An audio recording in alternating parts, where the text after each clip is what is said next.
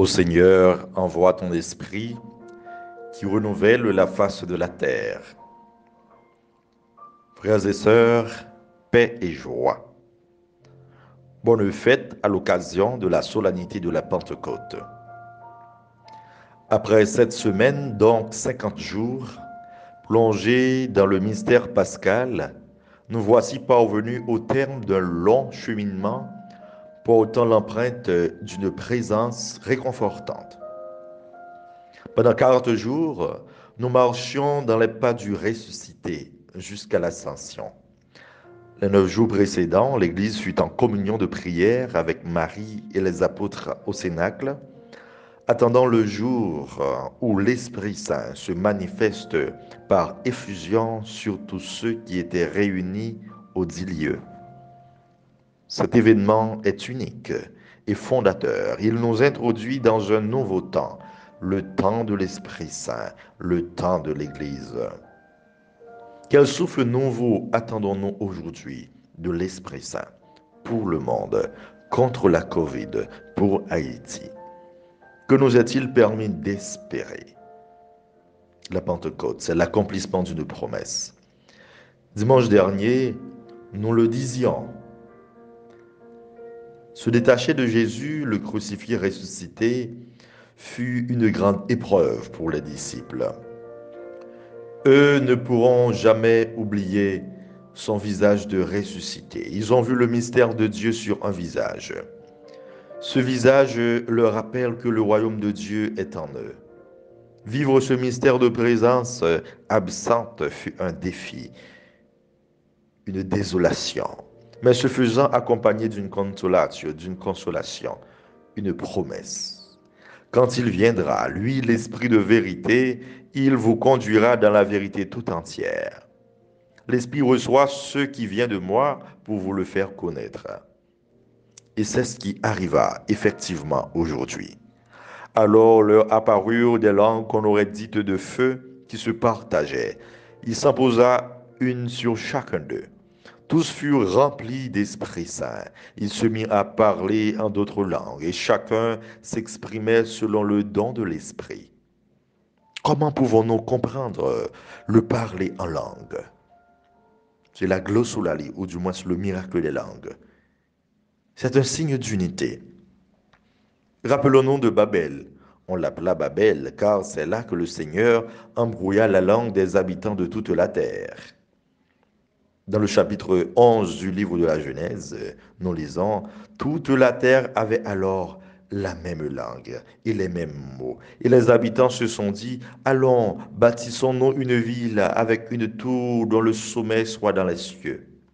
Voyant l'intention, le Seigneur dit, allons, descendons, et là, embrouillons leur langue, qu'ils ne se comprennent plus les uns les autres.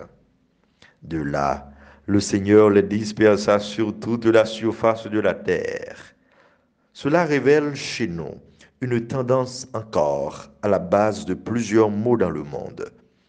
Nous sommes en crise d'uniformité. Nous voulons très souvent que tout le monde soit comme nous. S'il pas nous, il pas bon.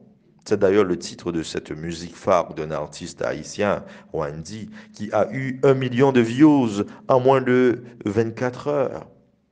N'est-ce pas ce souci d'uniformité qui est à la base du racisme et de la non-acceptation des autres avec leurs différences? La Pentecôte, à travers ce que l'on appelle la glossolalie, le miracle des langues, nous fait vivre un anti-Babel. Ces gens qui parlent ne sont-ils pas tous galiléens? Comment se fait-il que chacun de nous les entende dans son propre dialecte, sa langue maternelle? C'est donc l'unité dans la diversité.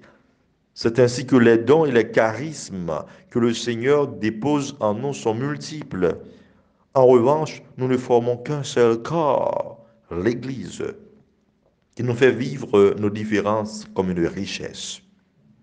Quels sont les 7 dons de l'Esprit Saint? Comment pouvons-nous les comprendre?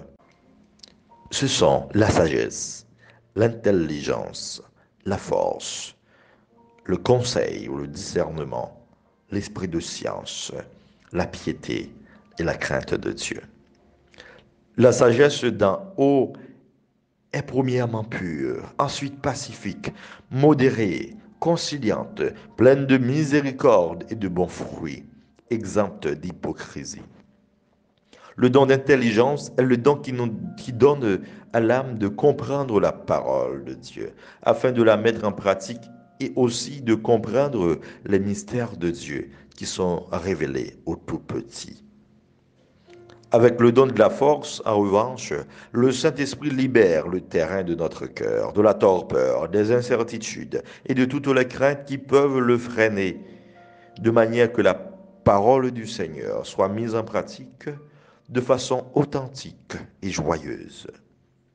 Par le don de conseil ou de discernement, nous pouvons arriver à détruire toutes nos illusions qui nous font prendre souvent le chemin qui n'est pas celui de Dieu. Nous pouvons découvrir de nombreuses réalités cachées au plus profond de nous-mêmes que nous ne saurions déceler avec nos yeux de chair. C'est l'esprit de science qui nous permet de connaître ce que Dieu veut pour nous. Il nous fait entrer dans l'intimité du projet de Dieu, lequel projet est amour et salut pour l'humanité entière.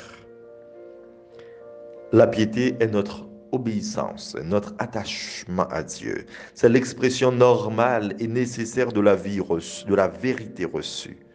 La crainte de Dieu est un leitmotiv qui nous pousse au refus de tout ce qui peut s'immiscer dans notre vie pour établir un climat de peur. C'est un refus du péché, de la routine, de l'indifférence. Alors la Pentecôte est un souffle nouveau. Avec la Pentecôte, nous découvrons que l'Esprit de Dieu refuse d'être enfermé dans des enceintes. Il a donc accouché une humanité diversifiée, une humanité nouvelle où tous pourront s'entendre malgré les différences de race, de langue, de nationalité, d'ethnie. Et c'est dans l'Église que se vit cette belle réalité.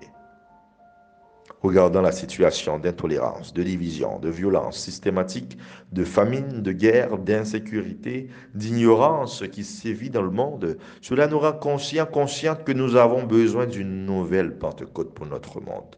Nous avons besoin d'un souffle nouveau pour Haïti. Prions pour que les nations unissent leurs personnels médicaux pour enfin commencer à fabriquer des vaccins pour chaque variante, car nous doutons sur l'existence d'un vaccin universel.